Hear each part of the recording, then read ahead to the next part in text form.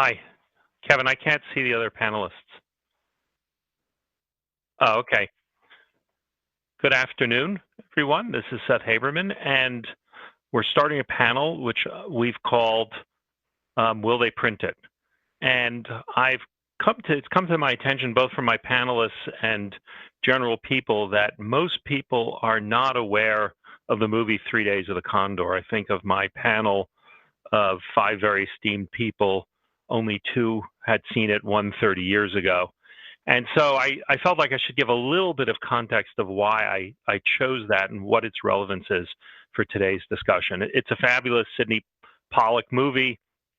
And the final scene is where a rogue CIA analyst played by Robert Redford in front of the New York Times building is indicated to another CIA agent that he's given this secret plot to the New York Times. And the last sort of moments of closing scene of the movie, the agent says, "How do you know they'll print it?" And Redford answers, "They'll print it." And he says, "How do you know?" And at that moment, there's a freeze on the frame. And Sidney Pollack describes the scene. He says, "There's a slight doubt, and that's what I wanted. That's why I froze the frame with Redford looking like he might be hunted." Because, there was a attempt, and he's talking about the Pentagon Papers. And he said, we all take this for granted now, this freedom of the press. And so the context of this is today, there are doubts emerging about what the Times will print. And the concern emanates not from the government in many cases, but from new threats, internal, as we saw earlier this year when James Bennett, who ran the editorial page, was fired for printing a flawed editorial from Tom Cotton. So joining me today is an extraordinary panel of experts in media, reporting on secrets and suppressions and the like, and I'm going to introduce them all very quickly, and we'll jump into this. So we have here Steve O. Steve is the Chief Business Officer of the Young Turks, one of the largest and most popular online news publishers. As the Chief Business Officer, he oversees all the business operations of a platform that has 250 million monthly views and 10 million hours of watching time. Kevin, are you bringing these guys on? Are they on? Okay. Eric Weinstein is Managing Director of Thiel Capital, Peter Thiel's investment firm, a position he's held since 2015. He and his brother have been coined the term the intellectual dark web. He's the creator of 2 concepts I'm very fond of, DISC and GIN, which hopefully we'll discuss a little bit. And he has a PhD in mathematical physics from Harvard University. We have Sagar Enjeti. He's an American conservative political commentator. You recognize him by the fact that he's wearing a tie. He co-hosts The Rising, an American daily news and opinion web series produced in Washington, D.C. by the newspaper The Hill. He's previously served as a White House correspondent for the Daily Caller, reported from the Pentagon. He's contributed to Business Insider, National Review, Fox News, and the like. We have Laura Liebman, who's a professor of English and Humanities at Reed College. Her general field of interest is religion and American culture prior to the Civil War. And she's the author of Indian Converts and a separate book, Messianism, Secrecy, and Mysticism, a new interpretation of early American Jewish life, that won the National Jewish Book Award. And Anna Schechter is a senior producer for NBC News Investigative Unit and a regular contributor to MSNBC. Schechter is an award-winning investigative journalist who has covered stories ranging from dangerous Navy helicopters to corrupt State Department programs to Chinese cyber espionage. Prior to NBC, she worked at ABC, where she won a Peabody, a George Polk, 2 Emmy Awards, among others, for her reporting. So we're going to talk a little bit about this idea of why there are things that we might expect to see don't always appear on the news, and why things appear in a way that feels manufactured and the like. And I'm going to start, we're going to do this sort of in 4 or 5 rounds of conversation. And the first one is sort of around this idea of a book that Niall Ferguson wrote called The Square and the Tower. And The Square and the Tower makes the point that there are 2 forces that shape world events: powerful hierarchies and influential social networks.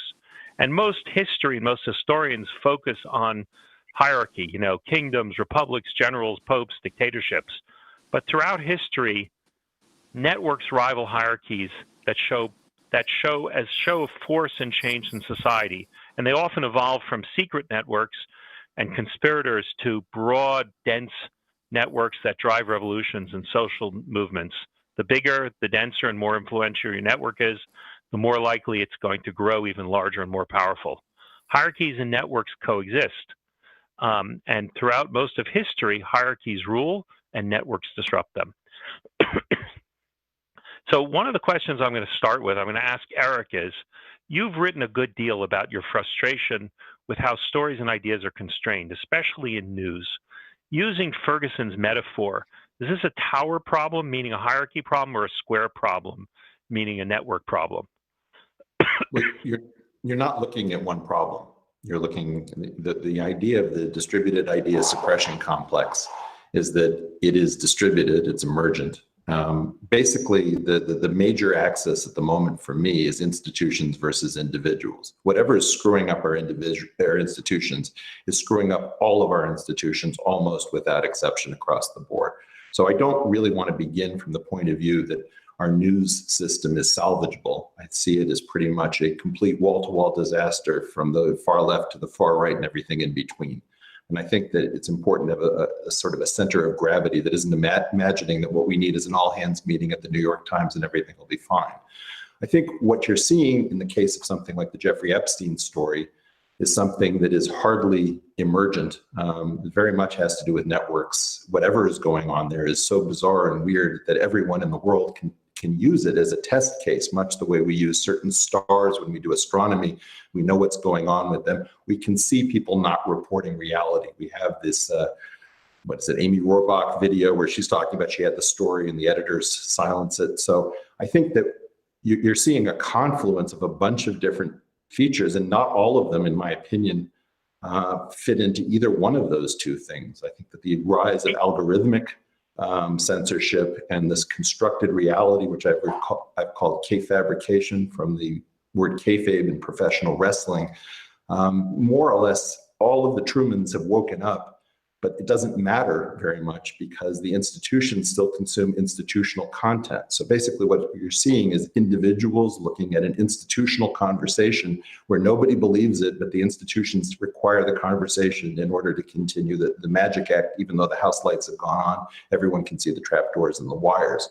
So I think it's both of the things that you're talking about, but it's also a lot more things than that. And we have to get out of the idea that the population isn't smart enough to be able to consider superpositions of different phenomena.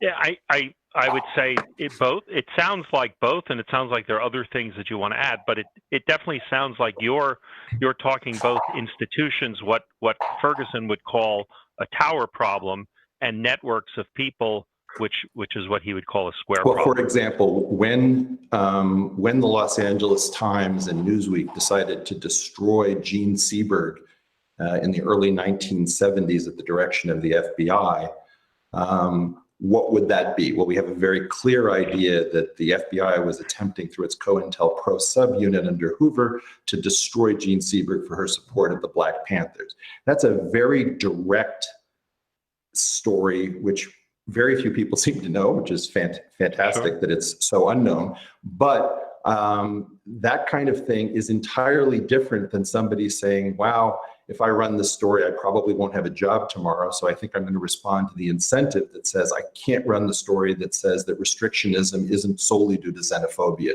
which is like one of the largest stories that makes absolutely no sense. It's right in the public square. Everyone can see it, and no leading institution will report the fact that people who are restrictionists are not necessarily xenophobes. They can be as xenophilic as you could possibly imagine. These are the things that have to do with incentive structures, command and control structures, conspiracies, like in the case of Gene Seberg. Just to answer, in the case of Seberg, what I do know about it is that was very much a hierarchical. That was a command on the way down, but it was executed through the network. So let me explore this a little bit more with what? Excuse me? Well said. So, thank you.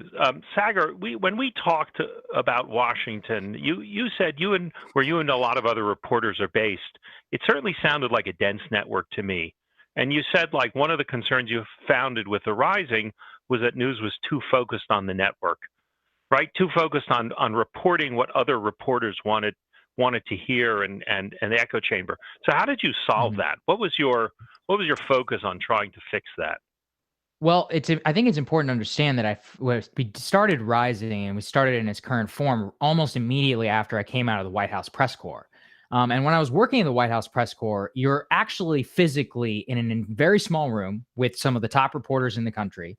And you can really start to see this individual and network effect both very clearly and very closely. As in, it was very clear whenever you're called on what the questions that you're supposed to ask. And the reason that I can say that is because I could see when the cameras went off, when people started congratulating each other. And I was in the room whenever people were like, hey, what should we ask Trump? And there was a general consensus about what was newsworthy and what wasn't. I'm not trying to point it as nefarious. It's just that that's a natural effect of whenever you have, 30 or 40 of some of the most competitive people in the same room. But that has a distinctive effect on what ends up being asked of the leader of the free world, of the White House press secretary, of what you hear on cable news right after. And I came to understand that Americans, as Eric was pointing to, they wanted something different. And I could see that everybody was asking questions for each other. They weren't asking them for their actual constituents. They weren't asking them for their citizens.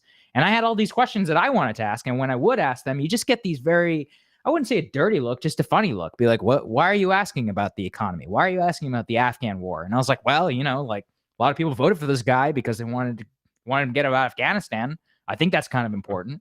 And there were things of that nature that I brought all of these questions that I always wanted to ask, didn't necessarily have always the opportunity to Rising. And I think that's what's contributed to some of our success. And of course, I mean, Crystal felt exactly the same way, having come from MSNBC.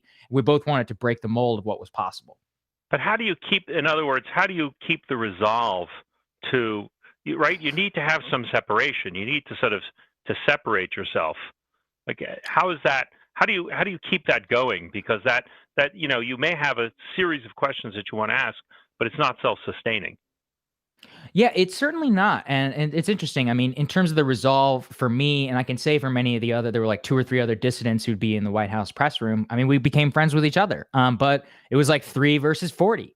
And there's a palpable sense when you ask something that not everybody wanted you to ask. There's, the shaking of the heads and the rolling of the eyes. And then, I would have certain correspondents over at CNN who you might be able to guess their names, call you out on the air and be like, oh, they basically playing T-ball out in the Rose Garden because they didn't ask about something that I wanted to ask. It's as if they couldn't conceive that there are different parts of the news that Americans might want to know other than what was the latest, whatever thing in the Mueller investigation. I'm not saying that isn't news, but it's not the only news. And so I think that was kind of the way that I would keep the resolve. And now, I mean, the success of the show certainly helps, even though some people don't talk to me anymore, and I think that's fine. If that were a metric of success, I would be the president. Yeah. So, Laura, let me ask you a question.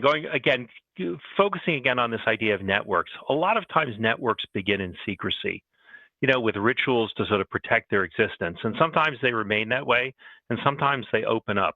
How does that happen? How does it shape the stories we tell about them and the identities discovering? Meaning, I'm looking for you to help us detect today, based on your knowledge of what happened in the past, these types of things. Yeah. So, Seth, I'm not sure this totally answers your question, but one of the things that interesting. So as I'm listening to the other people, one of the things that I'm so struck by is I've really been looking at newspaper reporting during the yellow fever pandemics in the 1820s to try and get a sense of like what kinds of crises were happening. And it's exactly what's going on right now. So you'll get people saying like, there's a conspiracy to keep certain information out of the news so that we couldn't evacuate in time. They knew it was going to be bad. And in general, the response is always, it's a network, that there's something being kept from us. And a lot of the time, it's much more complex than that on the ground, right? Like that there's actually these ways in which people are, yes, they may be collaborating from an outside perspective, but from the inside, they have really separate motivations for why they're reporting in different ways. So I'm really curious when people like resort to the language of networks about secrecy production, as opposed to sort of looking at the complexity on the ground of why people might have motivations to be interested, as Sarah was saying, in different kinds of stories, right? Like what would be in particular, people were very upset that there was an early evacuation in New York during the pandemics in the 1820s because people valued the economy, right? So there was all this like, oh, it's the Jews' fault because they were prioritizing the economy in this city. And so they wouldn't publish about the pandemic. So again, true, there were 2 Jews in charge of a newspaper, but there were all these newspapers that had nothing to do with the Jews who weren't publishing things about it either, right? So very interesting, like how we prioritize which voices are part of conspiracies and which voices are not part of conspiracies. So again, I'm not sure that's answering your question, but definitely striking to me from the historical perspective of how our issues are different in terms of the ways networks get built. Today are just, with algorithms and whatnot, just so different.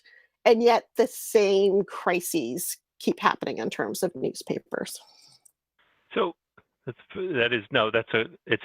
a better answer to the question that I asked. Anna, so you do a lot of investigative work. And I'm curious, when you sort of think about the next story or decide, is it things that are really secret, things that people don't know about or just that they can't prove, or things that are out there and just people don't talk, and people talk about them, but they're just not well known? In other words, like what's the sort of degree that you're scratching at?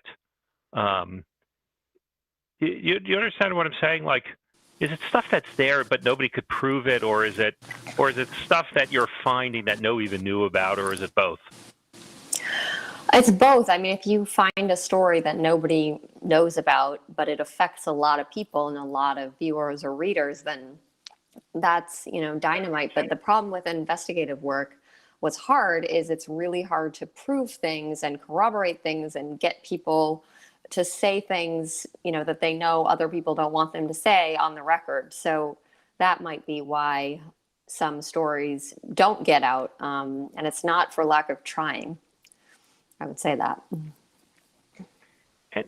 And Steve, I'm curious, in watching The Young Turks, which in no means I'm an expert, there's a sort of constant feeling of outsiders telling stories that aren't and won't be covered by mainstream media.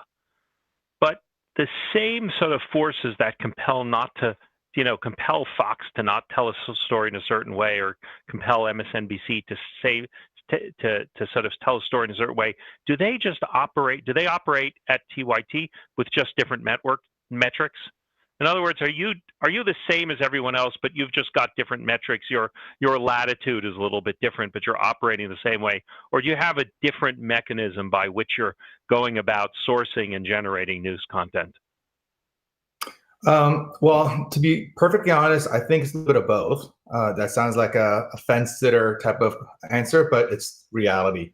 So, we often, or rather society right now, looks at things as a left-right spectrum. We see it oftentimes more as an insider versus an outsider perspective. And I guess this is kind of harking back to the earlier part of this conversation about networks and all of that. There is this network effect that drives news reporting and coverage. There are many problems with that. One of which I think is advertising and the role that advertising has on what gets reported and what does not get reported.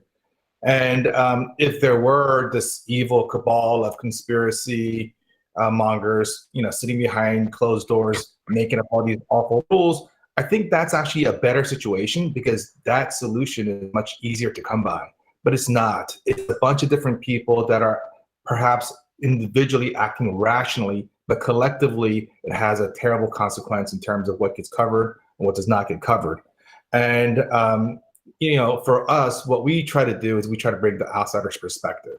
Even if the news story itself may be something that mainstream media is discussing, we try to bring an outsider's perspective, because for example, this whole issue of Russiagate and whether Russia manipulated the 2016 election, I think that is something that is of great interest to insiders. This cloak and dagger international conspiracy, But for regular Americans who are making, having a hard time making ends meet, it's not that interesting. They don't really care that much. They want to know what their politicians are going to do to make their lives tangibly better. And those stories are not covered nearly as much. So, we always try to bring the outsider's perspective in the way we select stories, but also in the way we cover them. Thank you. That's good. Very good. So, switching to another round away from networks, I had a conversation with a senior executive from a major news organization, and he shared an observation with me. He said, when media companies want to focus on subscription revenue, they focus on what the audience wants to hear. So, as network news sort of declined from the 1970s through the 1990s and 2000 from almost 80% market share to 40% to now it's probably in the single digits in many cases. They used to rely on ratings that were overnight, and the sort of decline is sort of a complex story of ratings decline, the need for all of a sudden these news services to be profitable, and the competitive success of 24-hour cable news networks. And when Fox started in 1996, Murdoch I thought had an opportunity to combine both his editorial perspective, certainly the network reflected what he believed, and a business opportunity in an undeserved market. And so Fox provided a unique editorial perspective then lacking in the marketplace. So what happens in these circumstances, especially when you start to harness sort of higher and higher means of measurement, more available, in cable from set-top box as you chase the ratings. You begin to understand, which anchors, what guests, what topics drive audience retention. And it's not just you, because once you start doing it, your competition does it. And your competition doesn't necessarily follow you. They want to find their own unique marketplace to retain their audience. And so you get this sort of giant cycle, I don't know if it's virtuous, that chases these super high resolution ratings and things like that. And you get this sort of Frank Luntz nihilistic nightmare where the audience gets to vote on every word, moment by moment, programmed for consumption.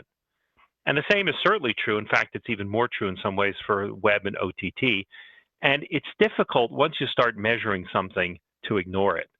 And so I'm curious how much in the day-to-day operation things like these metrics play a part in how people do their jobs.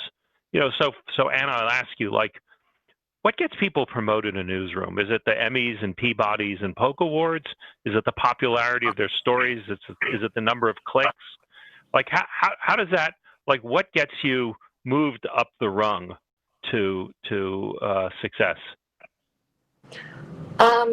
That's a good question. I wasn't expecting that question. I think it's reliability is a big one, and being trustworthy is huge. So not making a lot of mistakes because there are real implications in news and really any kind of journalism, because you're telling other people's stories, and you can really mess things up if there's a problem. So it's really important to be extremely buttoned up and careful, and quadruple checking everything before you go on air or you publish something, and that there's a mechanism to ensure for that. But if you also make it easy for editors and people who are reviewing your content, and they know that they can trust you in terms of what you say and that what you say is true, I think that's a big indicator, because we're all just people and we're trying to work together. And I think that's really what comes through, this bigger question that you're asking, and these philosophical questions. We just have to always remind one another that we're all just human beings working within systems, working together. And like in any organization, there are challenges, and making it kind of easy to work with your colleagues and being trustworthy and reliable, I would say, is probably the most important thing to move up in journalism. So that's sort of, it's an interesting thing, because that a little bit sounds like what Sagar is trying to escape from. I Right. guess, I mean, you also want to have a little edginess, but one thing that was just said, about this insider thing with the Mueller investigation, I mean, I would say that most of just sorry to bring it back to the networks, but for the big network shows, they were very in tune with their audience, and they knew that the bulk of their audience was thinking about things closer to home and that affected them and their families. And so you didn't see that much of like that inside the beltway coverage. You saw a little bit, but not as much. I would actually argue that on some of these other shows, like Sicker Show, like maybe it's more. There's more debate about it, as you would see on the cable shows. I mean, one of the questions I have about that whole, I'll just throw this out, is when you finally heard Mueller speak more than a sentence and testify in front of the Senate, you said, oh my goodness, this is the man they put in charge? Like, this Marine and this, 40-year veteran in the FBI, and he was almost incoherent at times. This press must have known this for months. Like, this couldn't have been a secret. How did that never get out? Like, how do we never hear about this? See, that to me, I mean, you're bringing again this kind of like conspiratorial assumption. No, I'm asking anyone. I'm not picking on you. I'm asking anyone. Like, was I the only one who was surprised when you actually finally heard him speak? I don't even know that that's the clearest example. I have to confess that I'm completely perplexed by what I'm hearing, because I think it's a sort of an insider concept of, and again, nothing against Anna, this is something that's very common. If you want to be trustworthy, you have to do things that indicate that you're not captured by the interests that everyone expects that you're captured by. So doing that 10-minute piece on Joe Biden's cognitive decline and the sexual assault charges against him, different from how they were handled against Trump and Judge Kavanaugh. There are all sorts of things that you do to show that you are not only, and I think what Anna's talking about is like a fact level version of reliability, that every fact that is said is actually can be tied to ground truth. That's not where the credibility crisis is coming from. The credibility crisis is coming from the fact that the lights are on in the house and everybody can see, and nobody's show looks like it's reporting counter narrative news. And I think that the key missing concept is probably the idea that you're trying to be reliable and accurate and understandable within many, many constraints. And what people are looking for is not the things that get you promoted from within the constraint system. It's the question of what Sagar is doing, or what Steve is doing with TYT, or what I might be doing, which is, are you going to go after the constraints? Which is, when do we get the half-hour show on Joe Biden's cognitive decline from a left-wing source? When do we get the problem? Eric, I'm 100% behind you, but I'm just trying to get at one piece at a time. And one of the pieces that I wanted to get at is, how much does the sort of pursuit of ratings, of metrics that people are rewarded on success, play a role in how they decide what content is? Like, so Sagar, do you have a meter in front of you that tells you what the instantaneous ratings are second by second, or how quickly do you get that information, and how much does it drive what you're going to cover and what you don't, because you suspect it won't be popular? I'll come back to you, Eric. Yeah, look, I'll be honest. We have second by second stuff. That's the beauty of YouTube. And we know a lot better. We know our audience a lot better than anybody on cable and anybody who works in network, because they have to commission studies, and Nielsen is notoriously unreliable and all of that. But I don't think that's necessarily a bad thing. And I'm not saying that we don't cover things because we know that it'll do well, but we cover things all the time that we suspect won't do well, and then it blows it out of the water. So it's not like it's an exact science at the same time. I would just challenge the idea that news has to appeal to all people of all stripes, because I actually think that one of the worst things that we did was basically the consumerification of news in the 1950s, and the ideas of like 3 networks that all have to be able to be advertised on by these major Fortune 500 companies is actually what put into place these constraints and these like corporate controls and these editorial standards, and actually empowered the idea of objectivity that continues to this day. And actually, what's even worse is that many of these networks and papers and others carry over their faux objectivity of the 1950s and the 1960s to the clear, ratings chasing that they are ratings chasing, subscribers chasing, or whatever the behavior that they're pursuing in the current age, and use the veil of the 1950s, 1960s objectivity in order to blatantly chase subscribers, like in the case of the Washington Post or the New York Times or CNN or Fox News. I mean, I'm not discriminating against anybody. I think everybody's kind of engaged in the same game, and I just wish they would admit the game. If you're trying to chase subs, fine. Like, it's all good, man. We're all trying to make a living here. But just admit it. Yeah. I would love to jump to the greatest failing by the news media of my lifetime, and that was the run-up to the Iraq War. I mean, we obviously got that super wrong, and it wasn't that hard to figure out, because a lot of people who weren't in the news business, who weren't in the intelligence business, thought this sounds really super fishy.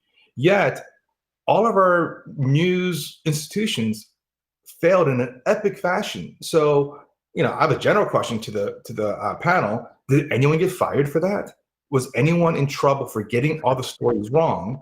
I don't think that happened. In fact, the people who were fired, if I can recall correctly, were the few anti-war voices. So it goes even beyond ratings. So I don't know exactly what caused all the news media to, rally behind the war. But Phil Donahue had the #1 show at the time, and he was fired. He was taken off the air.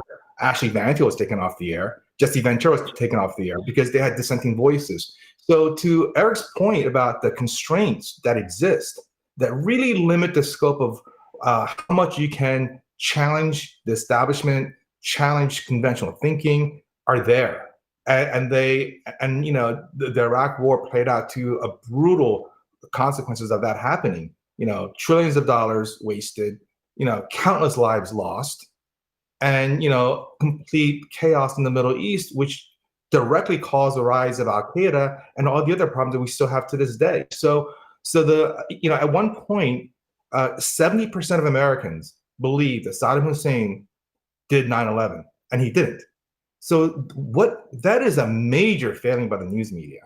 And I think that is what gives rise to, the Young Turks, The Rising, and other shows that really try to speak truth to power in ways that in many traditional institutions won't or can't.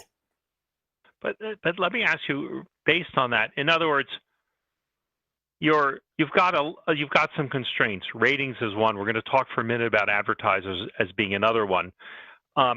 There's another piece, which is sort of your ethos, right? Most news networks have an ethos to sort of unify the culture, right? Somebody told me that that they thought that if Roger Ailes was still alive, Fox would be different because like to paraphrase Walter Sobchak, say what you will about Fox, at least it used to have an ethos. Is that ethos or culture, is that the protector against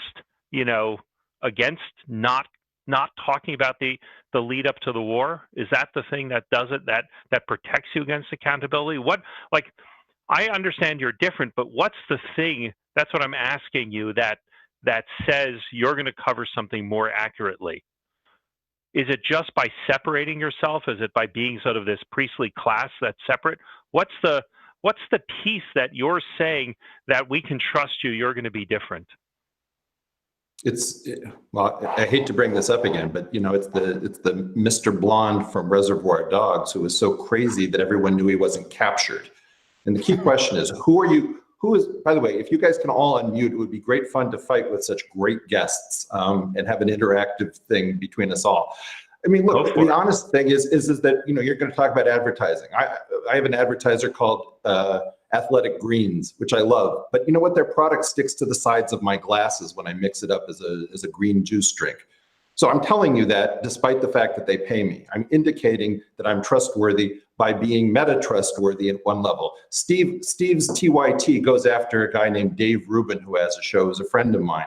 people are always asking me to throw Dave under a bus because he's gone very conservative. And I say openly, no, he's a friend of mine. I'm not going to report honestly on everything that's going on with me. Go screw yourself.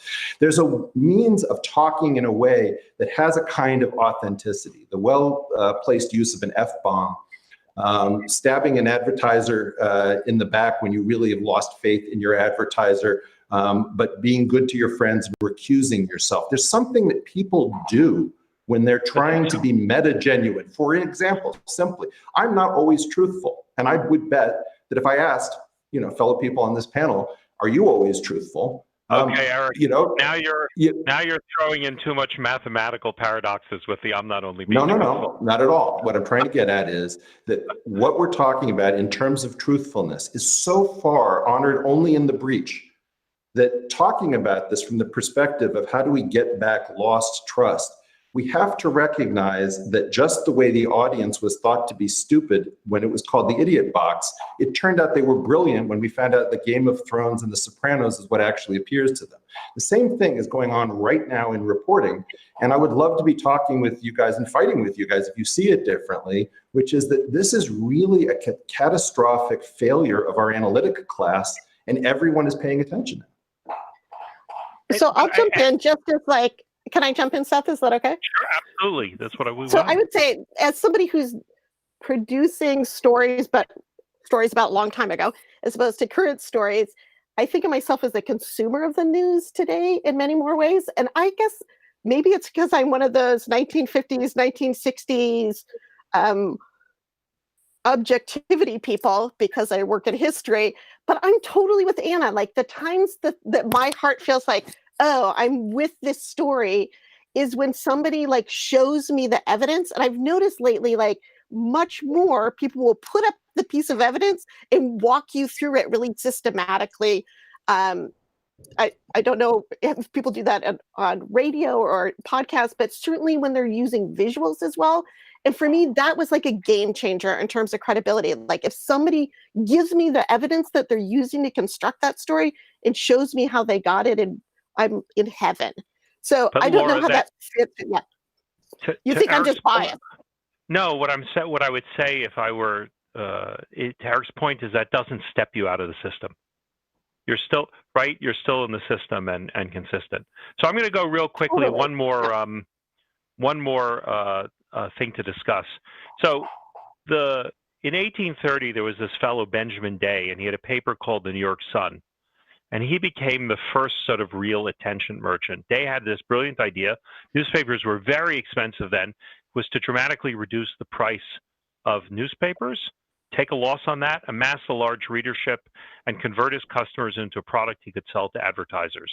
And this insight became what is one of the dominant forces in the media industry today. And it also was the beginning of wrestling with the ethical challenges inherent to the advertising business model. Because once your goal is to gather that largest possible audience, it puts you in a race for more lurid, more spectacular, more attention-getting media. And, in Day's case, the Sun often started covering violence and crime and death and very quickly got into fabricating stories. On the other hand, to Day's credit, he democratized newspapers. He made them affordable to a great number of people. And I think this is something that we're still wrestling with, 170 years later, about, how do we balance the needs of our advertisers and the needs of our, and the needs of our, being true to the content. And so Eric gave his example where he said, I'm going to call it as it is. I'm going to go on my personal behavior and show you the ethics of what we mean when on our podcast, because we'll tell you exactly what we think about the products. What do you guys think about this? What do you guys, are you close to what's happening with advertisers in your business? You're all somewhat dependent on it. Is it something that you just pretend isn't out there, or is it something that weighs heavily? And given how little time, I'm going to let you all speak over each other. Well, there's two types of advertising that we care about in the digital business. One is what's called programmatic. You have no control over it. So the platform just injects these ads. So whether it's YouTube or Facebook or whoever else, they just, advertisers choose certain demographics and they just roll it. So you have you're not duty bound to those advertisers whatsoever. Then there's direct advertising. These are relationships that you procure directly with the advertiser, and they usually pay a lot more. And for those, you are beholden to them to a certain degree. And and the main reason why people on digital media usually don't make as much money as in mainstream media is because of the ad dollars are colossally different. So MSNBC, Fox News, CNN, they make a tremendous amount of money through advertising, also subscriber fees on cable and all of that. Whereas on digital, man, we have no budget to really kind of build our audience, and we got to do everything on our own. So we don't have the same kind of sense of being beholden. However, it impacts us too. So, for example, a couple of years ago, actually, this is many years ago, when there was a big oil spill in the Gulf, one of the other oil companies approached us and wanted to do a campaign where we would basically greenwash them, talk about how amazing oil companies are for the ocean because they give money to certain sanctuaries. And we have to turn them down because if we took the money, we would lose all of our audience because we have no credibility. So, well, I think it has to do with what you're. But I can't do that because I can't work with a lot of advertisers. So we have what your underlying offering is to your advertisers. Are you selling them eyeballs effectively, or are you selling them some credibility? If you're selling them some credibility, you have some leverage with your advertisers, which is, we know why you're here, and you're here because people are fleeing the things that they don't trust. So if I'm going to say how great an electric scooter is, or how amazing a water cooling system for a bed is, the fact of the matter is I want to somewhat believe in the product, and I also want to let them know that if I find out that the product is has a real problem, I'm going to talk to the audience. So don't come around here. Just go away. Absolutely. If you don't have a product that's that good. Yeah. Guys, we have 1 minute left. I think we could do this for 4 more hours and have an interesting conversation. You all are fantastic. So I'm gonna put everyone on the spot really quickly. Give me the one story that you think isn't being told right now. Start with you, Eric. What's the biggest story it's not being told? The total intellectual collapse of the West. Steve. How bad our economy really is for the vast majority of Americans, and the big reckoning that's coming up. Sagar. Completely agree with Steve, and that's what I try to cover as much as possible. The absolute destruction of working class America. Anna. Those all are bigger than mine, but the one I want to do is all the Americans that are being held on trumped up charges around the world. There are a lot of them, and Americans don't know any of their names, which I find really strange. Laura. The way in which the current crises that we have are all interconnected.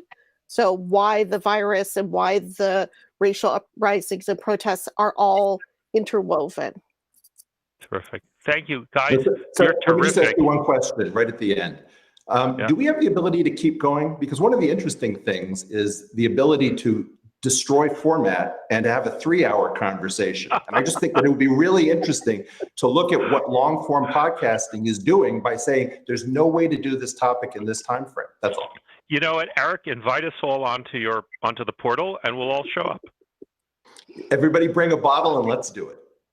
All right. Thank you so much, everyone. You were terrific. Thanks so much. Bye-bye. Thanks, Seth.